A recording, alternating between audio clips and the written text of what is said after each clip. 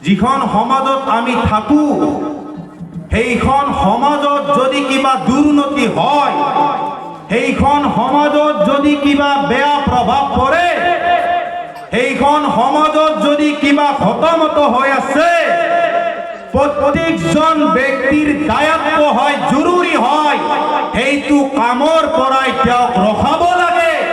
যদি নৰখাও তেতিয়াহ'লে আপুনি মই জালিমৰ লিষ্টত পৰি যাম।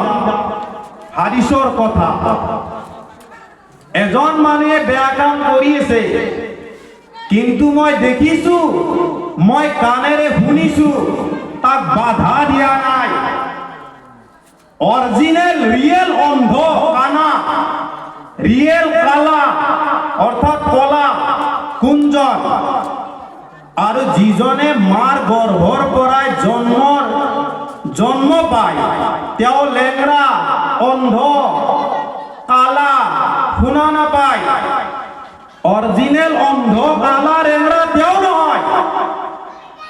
অৰিজিনেল অন্ধ হ'ল সেইজন যিজন মানুহৰ জ্ঞান থকা সত্ত্বেও, চকু থকা সত্ত্বেও, কাণেদি শুনাৰ পিছতো এটা বেয়া কাম হৈ আছে, তাৰ ওপৰত বিৰোধ কৰা নাই, তাক বাধা কৰা নাই, তাৰ ওপৰত কোনো মন্তব্য কৰা নাই। সি কৈছে এইটো, ময়ো কৈছো ই এনাই।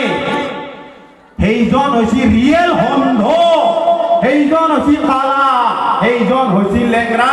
যিজন জন্ম পায় মাৰ গৰ্ভৰ পৰাই লেংৰা হৈ জন্ম পায়, অন্ধ হৈ জন্ম পায়, সেইজন আল্লাহৰ বুজুৰ্গী হয়, সেইজন আল্লাহৰ বুজুৰ্গী হয়। আজি শিক্ষিত অশিক্ষা অৰ্জন কৰাৰ পিছতো, ব্ৰেইনে আমাৰ গম পোৱাৰ পিছতো আমি বেয়া কামত কিছুমান লিপ্ত হৈ আছো, বেয়াৰ সংগীক আমি ওপৰত উঠাই দি আছো, বেয়াৰ লগত আমি সঁহাৰি দি আছো। আল্লাহৰ কসম, সেইজনটো জালিমে, তাৰ লগত আপুনি মই জালিম হলো। এই জালিমৰ লগত সাথ দিয়াৰ কাৰণে, হক কথা নকৰাৰ কাৰণে আপুনি মই জালিম ভাবিছো। সিহে কৈ আছে মই আছো ওচৰত, মোৰ কোনো একো নহয়। নাই নাই, আমাৰ শৰীয়তে এইটো কোৱা নাই।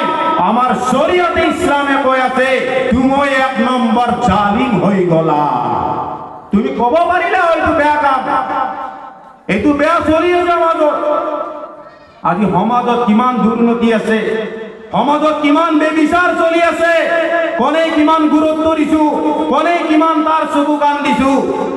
সমাজ, নিজৰ সমাজখনক আগুৱাই নিব লগা হলে, নিজৰ সমাজখনক উন্নতি কৰিব লগা হলে প্ৰত্যেকজন ব্যক্তিৰ দায়িত্ব হয়, জৰুৰী হয় যে সকলোৱে চকু দিব লাগিব। বেয়া কাম হৈ আছে তাক বিৰোধ কৰিব লাগিব।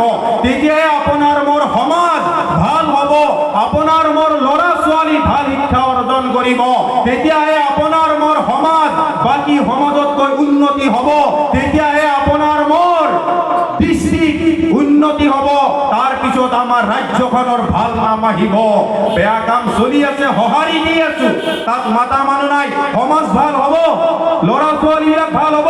আমি যদি কওঁ আগৰ হাল যোৱাই যায়, পিছৰ হালো বহাই যায় আছে।